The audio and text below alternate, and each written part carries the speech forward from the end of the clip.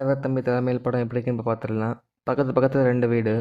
ஒரு வீட்டில் கல்யாணம், இன்னொரு வீட்டில் சாவு. 2மே ஒரே டைமில் நடக்குது. இதை வச்சு நடக்க போகிற காமெடி காட்டில் தான் தலைவர் தம்பி தலைமையில். எனக்கு இந்த படம் பிடிச்சிது.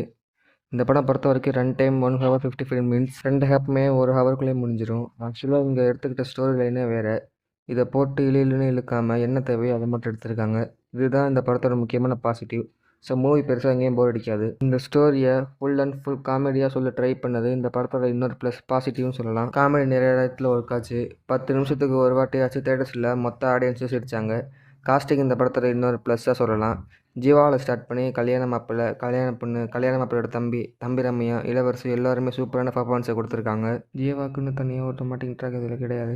ஆக்சுவலாக அந்த படத்தில் ஹீரோயினே இல்லை. ஸோ போரிங் மூமெண்ட்ஸ் எல்லாம் இதில் பெருசாக எதுவும் கிடையாது. இவங்க எடுத்துக்கிட்ட லைன் சின்னது.